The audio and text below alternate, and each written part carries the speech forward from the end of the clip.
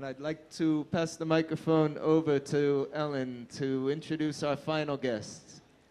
Okay, thanks again to Michael. It was beautiful, and sorry again for the noise. And I want to welcome again Mr. David Rodigan. And please, a big round of applause. And this year, you know, he celebrates his 30 years in the business.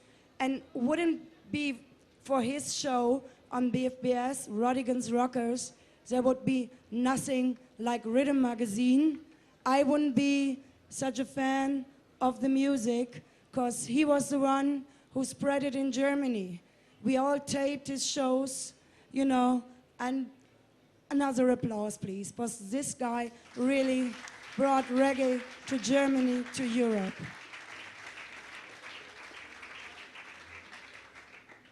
And David, for your anniversary, you also put this wonderful record collection now out, which is real authentic reggae music. And when I listened to it, you know, it reminded me of something you said to me. When you were like, I think 15 or 16, you opened up the window to share the music, which is a beautiful picture. And you're still sharing the music. So where did you get the passion for still going so strong? Well, first of all, thank you for the warm welcome. It's good to be back at Rototom SUNSPLASH. Thank you to Ellen, also to David Katz and to Michael and the other members of the panel this afternoon. And thank you to all of you for being here. They say the journey is often as exciting as arriving at the destination. And for me, my musical journey has been very, very exciting. I was thinking when I was driving over here from Venice that the very first time I came to Italy was in the summer of 1969 as a student. And I heard this song playing on the radio in Rome. And the song was Vietnam by Jimmy Cliff. Bob Dylan said that was the greatest anti-war protest song he'd ever heard, and I salute him. And Jimmy Cliff performed that 2 weekends ago at Glastonbury in protest against the war in Iraq and the war in Afghanistan. And thousands of music fans joined him on stage in the audience with a heart and soul. That's the power of music. It is a journey, and it spreads all over the world. This music is unique. It is unlike any other music form. And the reason I wanted to thank Michael and particularly David is because it is through writers like them that we as fans, and I'm still a fan, are able to learn more and more and more about the music, which sometimes we obsess about, because we do. And absolutely, yeah, because it is through the devotion, the time-consuming research that journalists like these gentlemen and others who have pioneered research about this music that we have gleaned so much. John Missouri has just written a magnificent book, well, so far from what I've read, on the Wailers, the Wailing Blues. It's phenomenal. And it was through journalism that I was able to learn more and more about this music.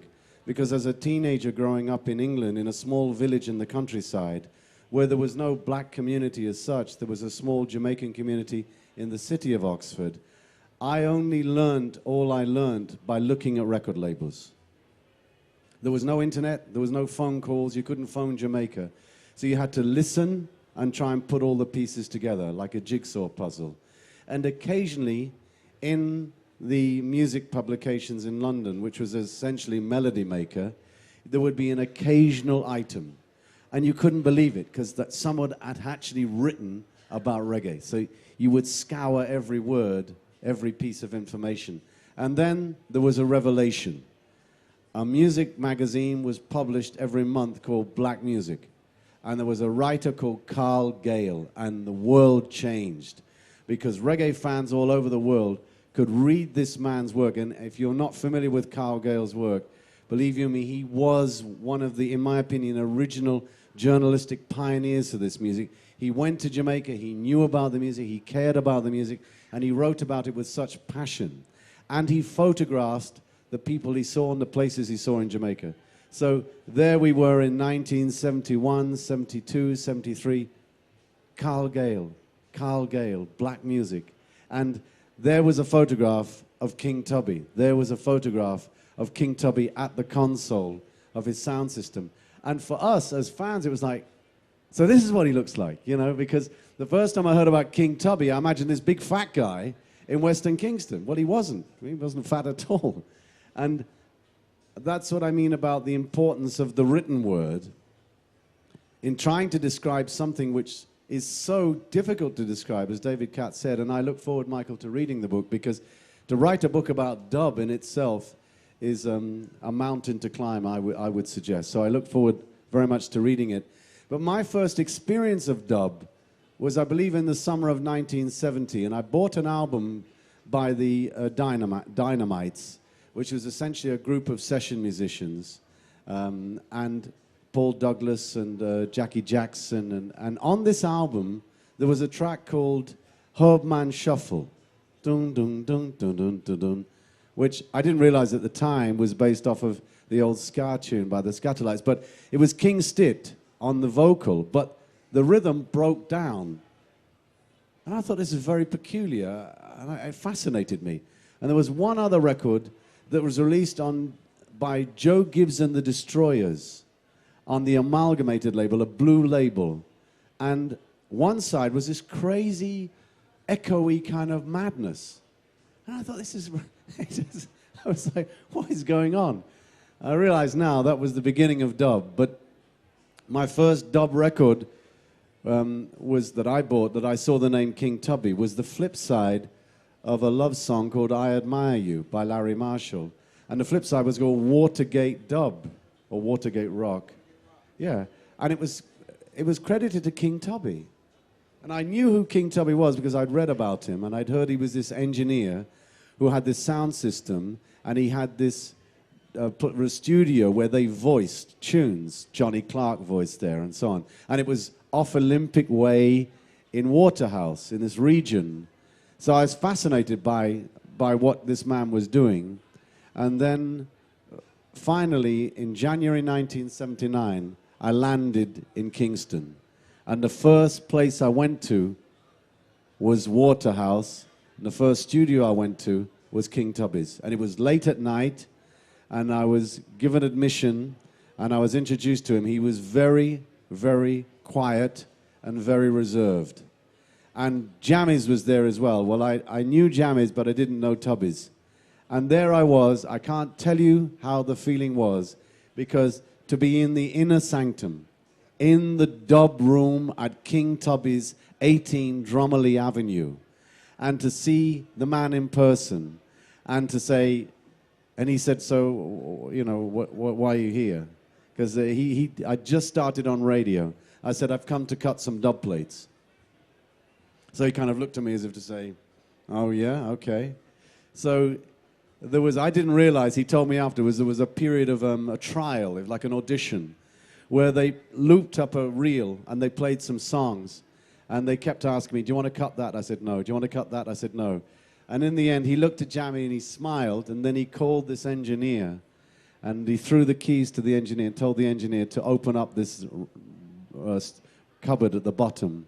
And he opened it up, and he took this reel of tape out, and he stuck it on, and he pressed play, and I heard, sta-na-na-na-na-na, sta-na-na-na-na-na, dun-dun-dun. I'm gonna go mash down Rome in pieces. It was Michael Prophet, who I'd never heard of. He'd not long finished voicing the songs, and I said, I don't know who that is, but I want the dub. And Tubby smiled and said, you're gonna get it now. And then he strung up, put the plate onto the lathe, and he strung everything up, and Jammies was there, and they started. And so he was dubbing the vocal, not too much. And then in those days, you got the vocal, and then you got the instrumental, which the DJ would talk on in the sound system. So as he went to cut the instrumental, I said, you know, I need the tone button, you know, doop, doop. And he said, do you mean like this? And he pressed that, and it echoed, and I was just gone. And they started. And to watch, to me, it's interesting to hear Michael say he's a jazz musician, because to me, later on, I realized that these engineers were, in my opinion, frustrated jazz musicians, because they were taking the music and they were breaking it down. They were turning it inside out, echoing it into oblivion.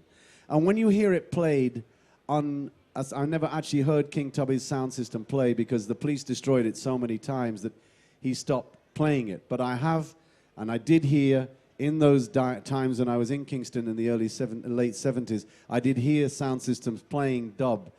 And to hear it under the moonlight, under a tree, drinking fish tea, smoking ganja, drinking a Heineken, whatever you were doing, drinking a warm Guinness stout, and to hear them bring in the dub, bring in the bass, it was just the most incredible experience. I'd already had the experience in London where I listened to Coxsone and Just Shaka. And I used to go to Shaka and Coxsone dances early because if you went in there early, like in Acton Town Hall, they would be setting up the sound so they would only play the music through the steel horn. So you'd and you just hear these new tunes that they'd be testing out on the dub plates. And then later on you'd hear them. And with Coxsone, for example, when Festus was at the controls, they would put the tune on, you'd hear it drop down the Gerard deck, and you'd hear it cut in. There was no queuing up, there was no headphones. And then it would begin, and you'd only hear the bass, and if you're lucky, they bring in a bit of mid-range. You wouldn't hear any bass. But I defy anyone to tell me that there is anything like that feeling of a handcrafted sound system built by an engineer, as opposed to, with all due respect to PA systems, public address systems, which are just not the same. And when those engineers, when it's an old valve sound with the old valve amps and the heat coming up from the amplifier, and when they bring that bass in and that rolls through the sound, through the room, there is nothing like that. And for me, one of the saddest things was I'd hear these songs, these exclusive dub plates, and then eventually some of those songs would come out on record. Like, you know, I remember hearing Count Solomon playing 3 o'clock, roadblock, and he flip it over and play the dub. Well, the dub in the sound system sounded terrific. But when you took it home and you played it, it never sounded the same. Because you're listening to dub in your bedroom, you know, with your dance set Viva, and your dad saying, turn it down, you know. And it's just not the same. But that's why this gathering of Rototom, of sound system culture, bands, Asian Dub Foundation, you know, stringing up and doing their sound test, and this whole unique feeling that we have, that we didn't have many years ago. I mean, I come to Rototom and I remember the fact that there was no festivals. There was no place to go. If you met someone who knew about the music, you were like, wait, do you really like it? Not just Bob Marley, you know about Tubbies, you know? They were like, yeah, I know about it too. It's like a secret it's like a secret society. You'd meet someone who knew, you know, who Just Stitch was or who the Aggravators were. You were like, you really know who the Aggravators are? It was almost like a secret society. And also there was a period where reggae was not politically correct. It was like, you like reggae? You know, I was a long-haired student with a beard and they're like, you like reggae? That's skinhead music. How can you like that? That's fascist music. So it was very, very difficult. There was a period where it was considered to be aggressive, the music of skinheads. Skinheads beat up Pakistanis. There was that whole racial undertone to reggae. And also, reggae got a big disrespect from the rock fraternity because they said reggae is not real music. It just does cover versions of Tamla Motown songs, you know. So there was a time when it was really, really difficult to be a reggae fan. And then the Wailers made Catch a Fire, and everything changed. That one album changed, spanned the whole thing inside out, and reggae became what it is today. But for me, an experience of dub is like no other experience. I still have my dub plates. I can't carry them anymore. The last time I carried them was 3 years ago here because of security at airports, and we know why all that's happening. So I'm not able to carry those plates anymore. But to cut a dub plate at King Tubby, to watch that plate cutting direct from the multitrack, and to smell the acetate, to watch him stick the label on and ask you if you want to write the label yourself, and you're sitting there like, you can hardly write because you think, I'm here. I'm actually cutting dubs at Tubby's. There's nothing like it. Thank you.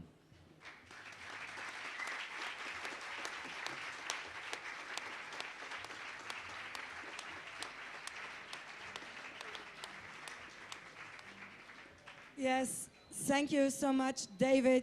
You know, the things you described, whoever was in Jamaica and experienced really like a sound system, for example, in the country, a dance there, you know, where this belly massage with the bass, where the vinyl is still, you know, moving, even this vinyl is cracking, it's, you know, you feel it. It's really, really different. I would recommend that. And listening to David, I don't, you know, you feel the passion. You just have to listen to David, and the passion is so, so strong and all over the years. And David, since we mentioned this, you know, those old dances, listening to the vinyl and everything, and so today, I went to a dance recently by Pau Pau, who's strong the same way and everything, but then I see Mr. Brown with the computer, send the MP3s, so it's really changing. But something, you know, what do you think? Are you up to this change also for the future, or? I don't like change because I like the way it was, but I'm afraid change is necessary, and it is part of the world development of music, so there's nothing we can do about it. 3 weeks ago, I was in California with David Katz, and Stone Love, Rory from Stone Love was there, and he said, David, CDs, forget it. It's history. I've got a Serato. I'm like, Rory, you've got Serato from Stone Love. He said, yeah, because it's much easier. You see, at the end of the day, I have to relate it to my 18-year-old youngest son, who says to me, Dad, what's the big thing? I've got it all on my iPod. And when I go to my friend's house, we all gather and we stick in the iPods and we have iPod parties where I play 5 and they play 5 and they play 5. Why would I carry around a box of dub plates? He doesn't understand it or feel it or see why it's necessary. He's 18. A CD to him is already a dinosaur. CD, why do I need a CD for? It just gets in the way. I've got it here on my iPod. It's audio, Dad. It's audio. You hear it. And I sat there and I thought, okay, I have to take it because that's the truth. It is audio, but there is a big difference because this music has a history and it's over 50 years. So when you get told, as I was told last week, that pretty soon there will only be one pressing plant in Jamaica, only one pressing plant. Dynamics closing down, Tough Gongs closing down. There will only be one pressing plant pressing vinyl in Jamaica. You think, well, this I now know is the end of an era. Just like in the beginning, they didn't even press vinyl in Jamaica. They just had waxes that they cut in the recording studio, which is a dub plate, a soft wax, a reference disc. So it's come full circle from no records that were made in Jamaica to no records being made in Jamaica. The wheel has turned full circle. But we are now living in an age where producers say, David, I still make music. But for me, in my heart, in my soul, I miss it. I miss looking at something that I know was pressed at Studio One, that was a handcrafted label. Some of those old Studio One sleeves where silk printing was done at the back. I miss the individual artwork of some of the labels that was so unique you wanted to buy the record, even though the record was rubbish, but you wanted to buy it because it had a great label. And you kept the record because of the label. That was the artistic side, the visual as opposed to the audio side of the music. And I miss that desperately. I think it's very much a part of the heritage, and I think it's a very sad loss.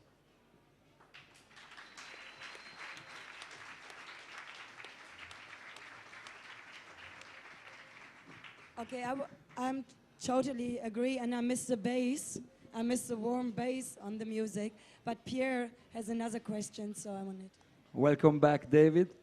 And your work is a labor of love during 30 years. So we're going all to the new, but let's go to the new. I know you're performing and you're doing huge jumping, playing Mission by the Marley Brothers.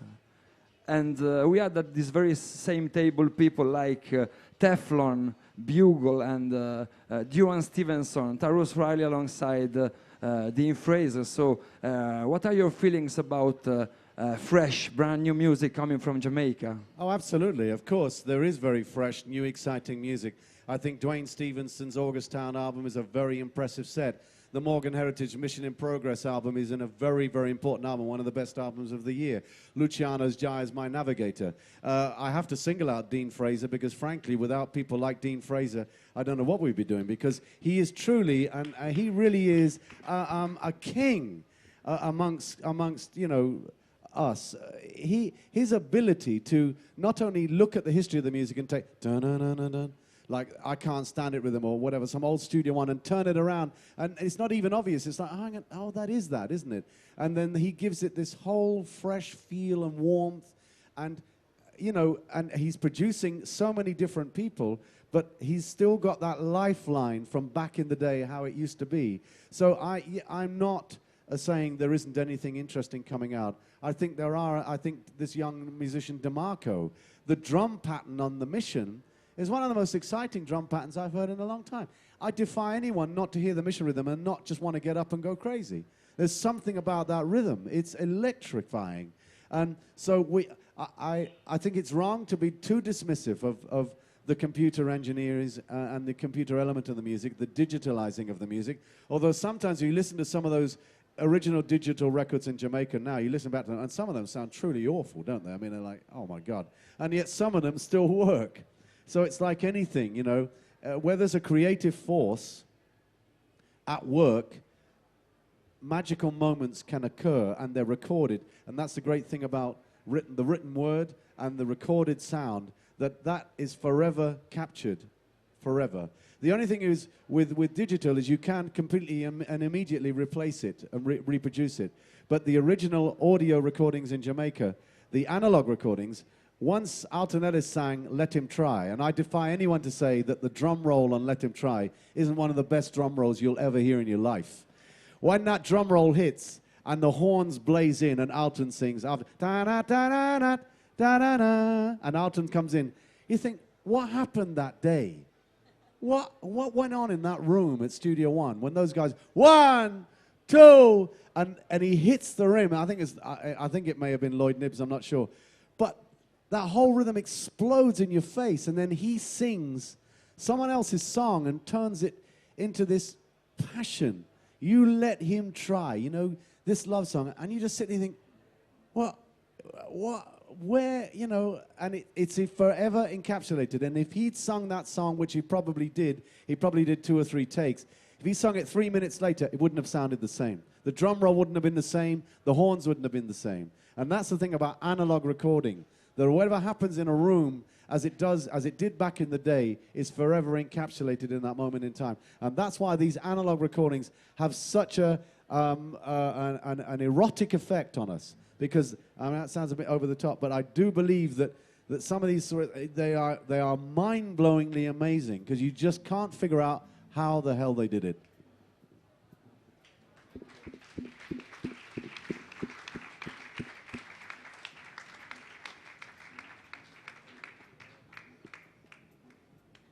We'd like to open it up for question and answer with the audience. So do we have any questions from the audience? Yeah, please come forward and take the microphone.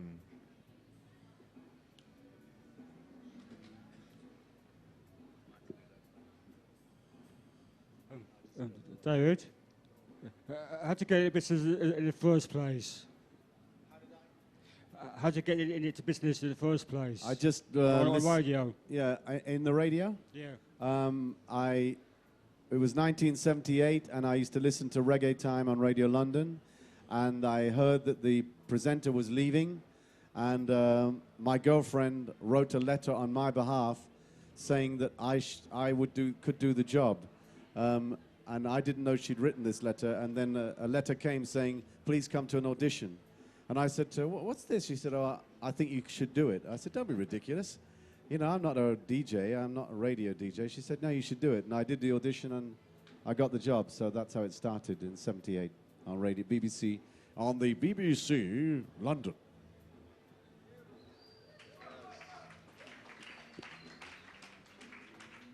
Next question, yes. Please come forward. Hiya.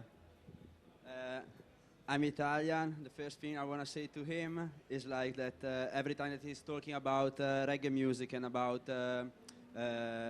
message of people.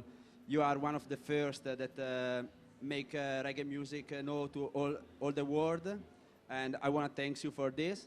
And second thing I want to say is like one of the things, because I moved in London, it was for reggae music and for dub music, because I think it's the best place in Europe where you can live for this kind of stuff.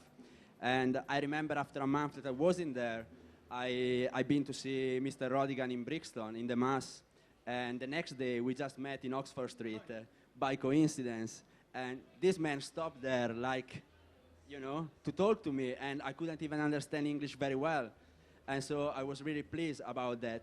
And the last time that we met, it was in Camden. I come over you, and I was like, it was Bob Marley's birthday, and I was like, I didn't really like the session because it wasn't like what I was waiting for, because I saw him in Italy as well lots of time, and it was just incredible, as usual. And he said to me, you know why? Because in Italy, the vibration that there is very, very different. So from tonight, I wait a lot from you, obviously. And the question is, we were talking about Just Shaka sound. Before, there was a guy before you came, Mombasa. He's an Italian guy. I was really surprised last night because it was the first time for me that I saw them, and it was really, really beautiful. And what about the violence? Because the guy was saying as well, we believe in roots, culture, message, and what about the new dancehall? Because I was in the dancehall also in here, and even if the sound was impressive, like Mighty Crown, I think they did not a lot about reggae music, because in the beginning and in the middle, they put a bit of reggae, but I think all the rest is very far from what we think about reggae music. I think that many people share your concern and your feeling about how the music has changed. When I was in Jamaica years ago, I heard a phone-in on a radio show on RJR, and one of the people phoning in said, reggae died when Slang Tang was born. And I never ever forget that comment on the radio. And they blamed me and Barry G. They said Rodigan and Barry G were single-handedly responsible for the destruction of reggae music when they played the Slang Tang rhythm on the radio. This is a very powerful speaker on the radio. And the head of the Jamaican Music Federation also said to me and Barry G that we should have been ashamed of what we did by playing Slang Tang on the radio. So there is a watershed in the music with Slang Tang, because Slang Tang really did mark the beginning of the digitalization of the music, that people could come and make music on a synthesizer, on a computer, on a little Casio music box. And real musicians felt that was an insult to them because they did not consider it to be real music. So that's where the problem began, if you like, if you see it as a problem.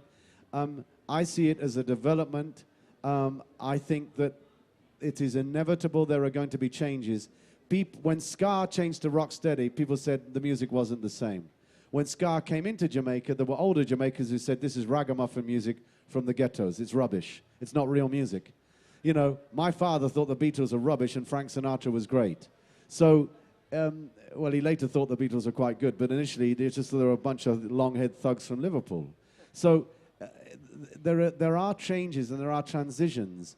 I listen to some of the stuff from Jamaica now and I'm completely lost. I don't get it. I just don't get it. It's like, woo, I'm lost. It's not even reggae to me, it's hip-hop. There's nothing wrong with hip-hop, but in my opinion, some of it's badly produced Jamaican hip-hop, in my opinion. It doesn't have any bottom end, it's weak, it's dubious. That's my opinion. But to an 18-year-old, he's like, what do you mean? It's great, can't you feel it? And so there is a difference in opinion and feeling towards the music. But a lot of the music is based on dum, dum, dum, dum, dum, dum. And I've noticed over the years going to Jamaica that in the early years I used to come back and I had melodies in my head, songs I needed to get, songs I'd heard on the radio, songs I'd heard in dancehalls, songs I needed to buy because I had the melody, I knew what the tune was. When I come back from Jamaica in recent years, all I get is dum, dum, dum, dum. You're on the beach and you just hear this boom, boom, boom, and I can't sometimes distinguish between the rhythms because they are relentless with no chord changes, no guitars, no horns, no bridge, and I don't get some of them. In the same breath, I get some of them, but I don't get others. But a lot of them I don't get. And because there are so many versions of them, I get confused. And then I get lost. And I've been in record shops when I've seen other people like going, oh, I'm confused. You just played 12 versions of that rhythm? Yeah, what was the third one you played? And the shopkeeper's going, I can't remember. So there's a kind of, I think the producers are partly to blame because they just seem to be prepared to throw out, you know, literally 20 versions of the same rhythm. And I don't think that's fair on the listener because we're freaks. I'm a freak. I'm a head case. I'm obsessive about this music. So you're making my life more of a misery when you give me 20 versions because I'm like a kid in a candy store and I've got too much chocolate. I'm going to be sick. So my feeling is that the producers should be a little more, show some more restraint in understanding that we can't buy 20 versions. And then these rhythm albums come out. They say the rhythm albums are dead, that it's over. But getting back to your question, in my opinion, yes, a lot of modern dancehall is completely different to the roots, the reggae that we know as reggae. But that's not to say it doesn't have its part and its place in the history of the music, because it is what young Jamaica is feeling and expressing. And who are we to judge young people? Not me. I can't judge young people, because without young people, there's no future. So.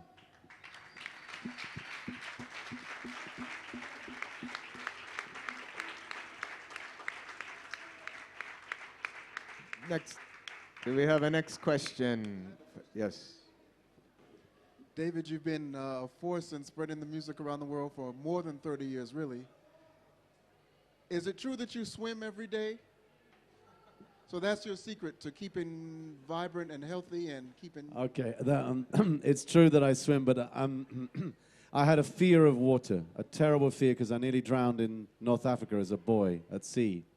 So I had this real fear of the sea and water. And in Jamaica in 1985, I watched my first son swimming like a fish. And I watched him with such envy. There was such freedom in his movement, and he was so at ease with the water. And I swore that I would overcome my fear and my phobia. So in September of it wasn't 1985, I beg your pardon, he was born in 85. It was August of 1990.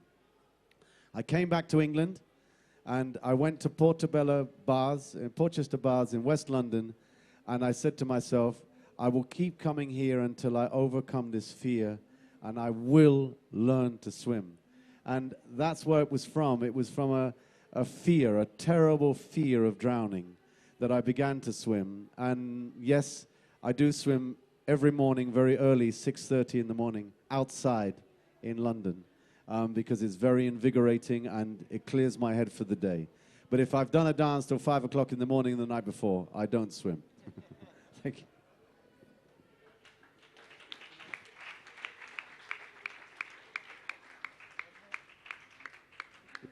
Do we have more questions from the audience for David Rodigan?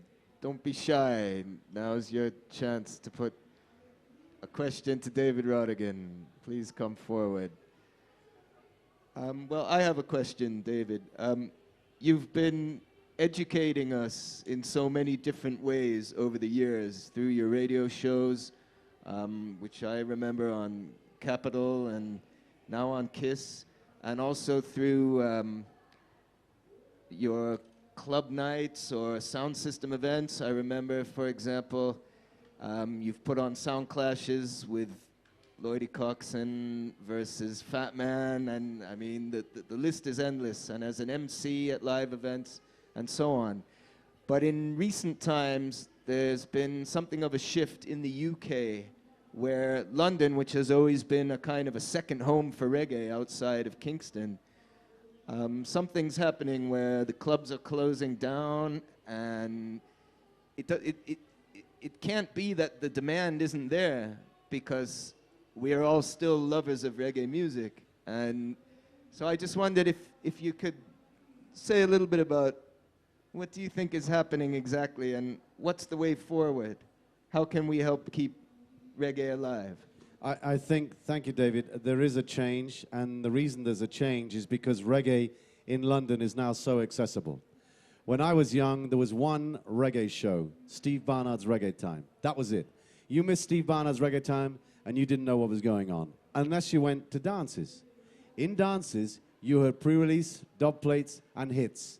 So you went to Coxon, Shaka, Fat Man, wherever. You went to Columbo's in Carnaby Street, you know. You went to the Ram Jam Club in Brixton. And that's where you heard the music. Because the sound systems were the telegraph pole that sent the reggae signal down through the line and through the wire. So that's how you heard the music. What happened was, in recent years, there have been a proliferation of pirate radio stations, freedom stations, stations that play the music 24/7. You can turn on your radio in London and press the search button, and I did it one day recently, and there was 17 stations, all of them playing reggae, all of them. So the need to go out and hear it is not as demanding as, it's not as necessary, because you can hear it by touching the button on the radio. That's the first thing. So it's more accessible. The second thing, and the root of it in recent times, has been the demise of smoking. You cannot smoke in a public place in England anymore. And reggae and ganja go together, hand in glove. And a lot of people felt this was a Babylonian oppression of the freedom of individuals to smoke herb. And you know, Rastafarians take herb as a sacrament. It is, you know, the grave of King Solomon, the historical references to it, and they felt that that was a bridge too far. So what has happened in the last year is people have objected to the fact that they can't smoke their herb and listen to their music. So that's caused a lot of people to stop supporting clubs. And also we've had a problem with venues being closed down, concerts being closed down and cancelled because of police concerns about security and crowd control and so on and so forth. And I have to say it, the homophobic thing has not helped our music. I say this point blank because what it's done is it's given people who were against the music an opportunity to say the music is rubbish, to kick the music, to say it's all negative when it isn't all negative. And so therefore police have used this as a weapon against the music to say, well, you know, reggae music's full of homophobic freaks who want to kill everyone. And, you know, that is simply not the case. So there are a number of factors that have led to the demise of the music live and direct. And also I think there is a recession. I know there's a recession coming. I can feel it. I know what's happening on the streets. People are finding it much harder to cope. And finances are, you know, you have to pay your rent. You have to find your food. You have to go to market and bring your food home. And people are making decisions about how they spend their pound. Yes.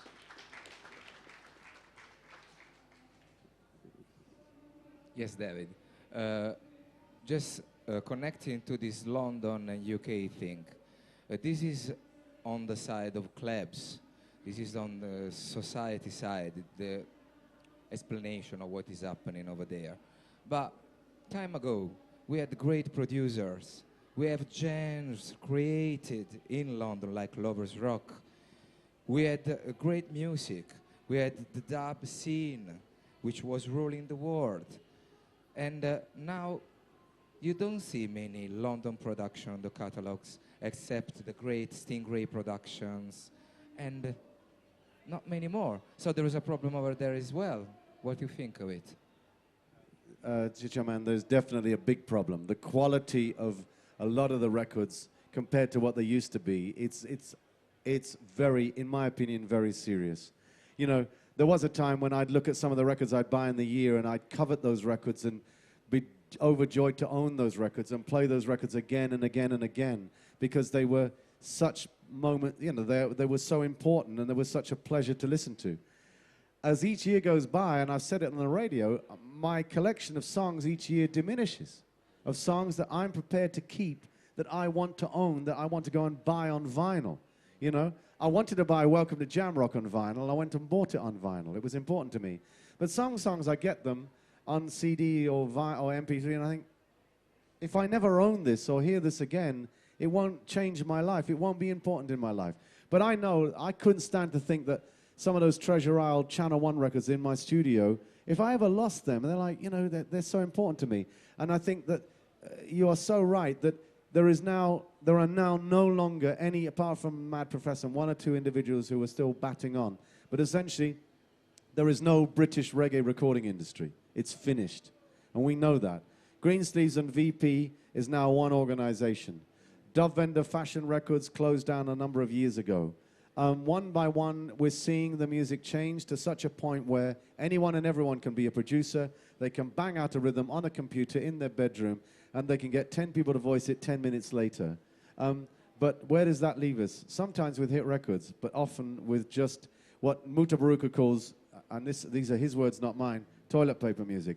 He regards it as music which is instantly disposable, and I've heard him say that on his radio show, because Mutabaruka has very strong feelings about the quality of some of the music that's coming out of the Jamaica as well, and the subject matter, and the tone. There's a big thing on the internet at the moment because, what's her name, the child star, Nadine Sutherland, has said, so there was an incident where a television producer, presenter in Jamaica referred to Jamaican women as bitches. He was talking about street dances in Kingston, and Dean Sutherland said, what do you expect when our men talk about us as though they call us skettles? Some of the music you hear about women is so utterly demeaning, it's so disgusting that you can talk about women like that. And Nadine Sutherland takes this opportunity to lash out against this whole attitude. She said, we are women, we don't want to seek men as though they're prizes and we keep them, and they treat us like, you know, you're good for nothing, you're just a woman. You know, you get into a car and you're not introduced to the woman in the front seat. That kind of attitude towards women is disturbing, and Jamaican women, and you ask most Jamaican women, they'll tell you they're the backbone of the country, and they find it deeply offensive that so many of them are referred to in this way, and that's why I salute Etana, that's why I salute Shireen Anderson, because if you haven't got Etana's Roots album, you're missing one of the most important albums released in years, and more power to people like Etana.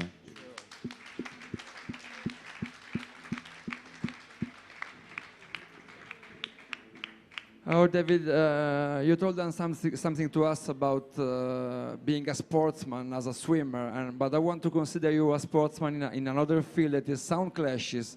I think you first did experience sound clashes doing those legendary radio clashes with Barry G in Jamaica and in London and in America, and then you had a lot of sound clashes at the very beginning of the 90s, and then you gave up and then getting back to sound clashes, and you're still clashing and often winning. So can you talk to us about changes between the clash thing from the 90s to our days? Clashing originally in Jamaica and in England was considered to be the sport of kings, in the sense that it was regarded with tremendous respect. No sound system selector would ever dream of saying "suck your," ever. You would hear that in a rum bar if you're lucky, but you would never hear a Jamaican say that on stage to another Jamaican. It was unthinkable. I remember in 1979, I think 80, somebody made a personal remark about Jazz Shaka in a sound system clash. And it was the talk of London for months because it was considered a major disrespect. And it was just a personal comment about Shaka. It just did not happen. Why? Because there was tremendous pride and honor. A sound system selector wasn't just one man, it was a team of people. The selector, the amp builder, the box boys. They considered themselves to be a team. They took great pride in what their sound system looked like and how it sounded. So you went out to play in a clash. You played with majesty, with pride. So you wouldn't want to demoralize your name and your reputation by making remarks which were derogatory about your opponents. You would play music which would test the opponent. And there were different stages of sound clash, like in mid-70s sound clash, if you played an instrumental of the song that the other sound had just played, you could win. If you played an organ instrumental of a big vocal tune, you could win because you had the instrumental. You had the next take. So it was a different world then. When I heard one of the most famous clashes of '79 was Shaka, Fat Man, Coxon at Acton Town Hall, there was it wasn't in the frame. No one thought of that. The music did the speaking, and there was dignity from selectors. In recent years, it has descended into a screaming hate, venom full of nastiness, bitchiness, ridiculous scenarios and stupid speeches that I could never even think of making, never mind write them down and practice them as some selectors do, and rehearse them to deliver against your opponent. It's just a disgrace. I don't understand it. Why? Why would you want to do that? And I tell you, it became so severe in Jamaica that I said, do you know what? I'm out of this. I'm not in this. For someone to stand on stage and tell me about some of the things that has come out of their mouth, like, you know, back in Jamaica, they'd say they'd take you, if you're a kid and you spoke like that, they'd take you and wash your mouth out with Dettol or carbon soap, you know. You'd have to rinse your mouth out. It would be, but you see, what was once unacceptable has become acceptable. And there's been a breakdown in discipline and a breakdown in self-respect. And self-respect, once that goes, then you got problems, in my opinion. Because then you get the kind of crap that comes out in some of these clashes. And I objected so strongly that I just stopped doing it. Then a number of promoters said to me, Rodigan, please come back, you know, because they call you the gentleman rude boy. I mean, I don't really understand that gentleman rude boy bit, but I understand what they mean by it. I've always believed that in a clash, you must show respect to your competitors, as you would do in sport. You know, you watched Federer and Nadal. I mean, that was a test of champions. I mean, I just sat there. This is truly awesome tennis. Any disrespect? No. Any arms house? No. Nothing.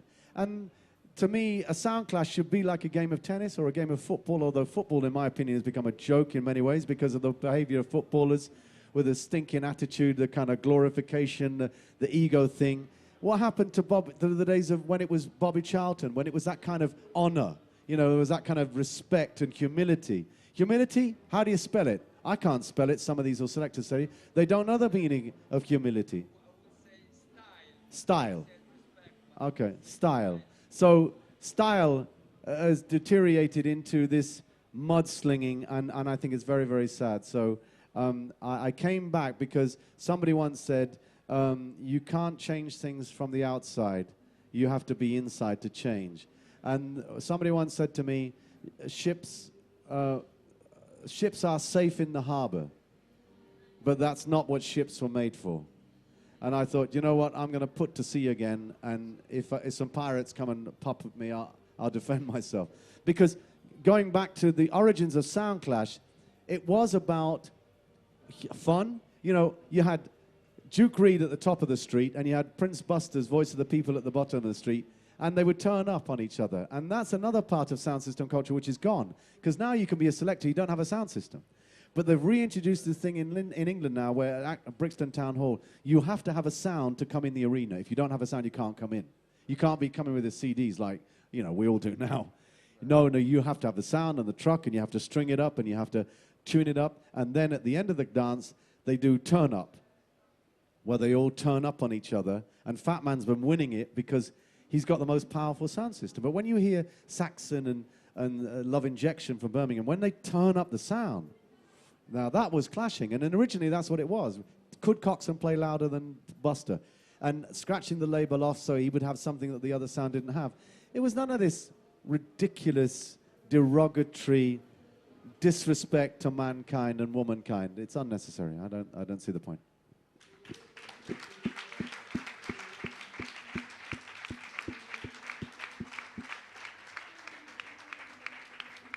More questions for David Rodigan. More questions from the audience. Anyone in the audience with another question for David Rodigan?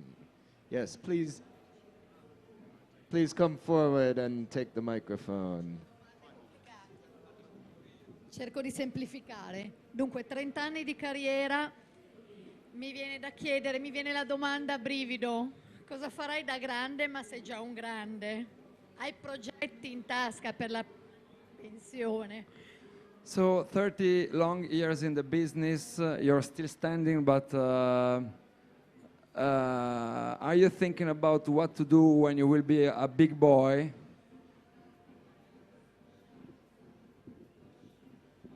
Yeah, I do.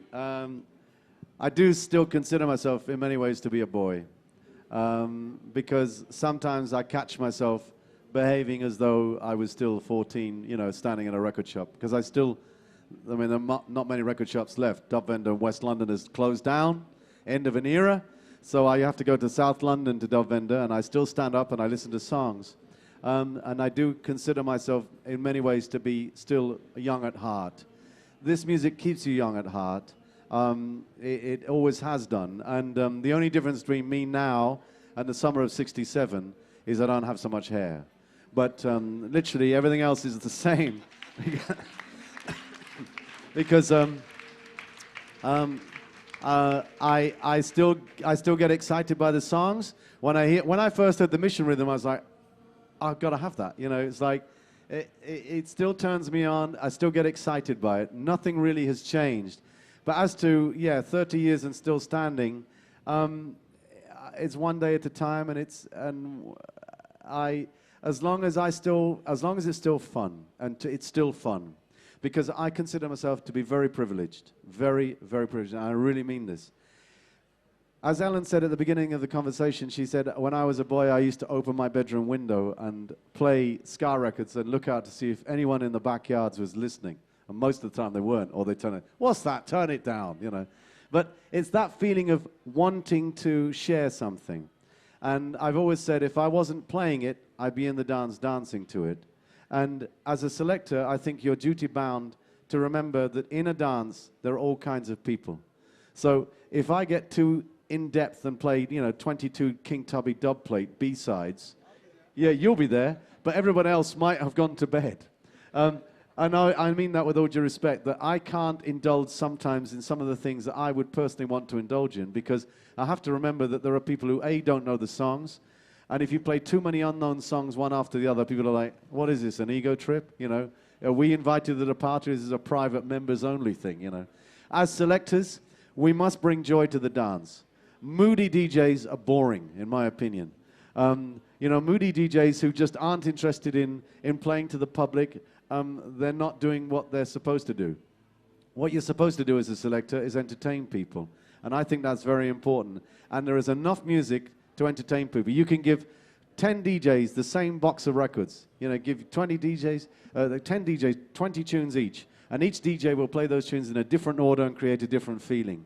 And as a DJ, my pride and my joy is that I'm still able to do what I've always loved to do. So tonight when I play, which I can't, I'm going to play Conversation. You're like, I have to play that. When I get on tonight, I'm dun-ka-dun, dun-ka-dun. All I need from you is a good... I'm like, I'm going to play that tonight. I've got to play that tonight. Because I've got a new mix of it. An old mix, but it's new because I found it from back in the day. So I'm going to play that tonight. And it's that kind of excitement. You sort of sit in your hotel room going, I've got to play that. And then you come back to the hotel room 4 hours later, you go, shit, I didn't play it. I didn't play it. I was going to play it. I made such a fuss in my head, and I didn't play it. But tonight I will play. Bum, bum, bum, bum, bum, bum. All I need from you. David, sorry, maybe there was another side of the question that was how would you imagine your life stopping to DJing? Like, no, it's impossible. Because what am I going to do? I'll do something, obviously, but it's become such a part of my life. My 2 radio shows a week, and my freelance radio work, and the club work, and promoting, and MC. Well, I don't do so much MCing anymore, but performing in shows. I don't know what I'd do, and my wife would probably kick me out the house. I'd get under a. I don't know. I couldn't imagine it. It gives me great joy and great pleasure, and there is nothing, because you're in the audience, but you don't see what we see when we're on stage. As selectors, when we're playing like at Casa Labata in August, last year we had 8,000 people. When you play a song that touches 8,000 people's souls, and 3,000 lighters go up, and you play natural mystic bass line or something that means so much to so many people. When you see the smiling faces and you see the look in people's eyes then you know that the place where you stand as a selector is a very privileged place, and you're lucky to be standing on that ground doing that job. And for that, I'm very grateful, because without the public, I couldn't play, and I love to play. And if you don't come, I can't play. Then I'm playing in my bedroom again to 3 people in the back garden. I don't want to do that. Thank you.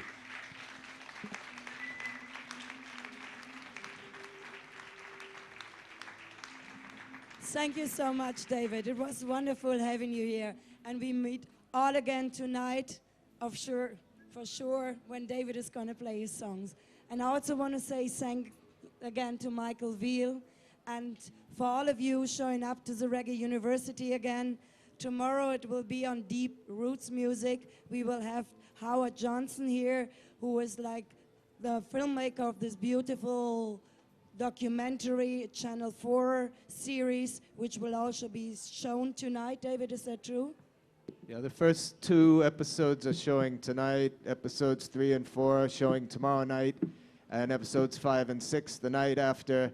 And they're screened in here on that screen when the music on the main stage finishes.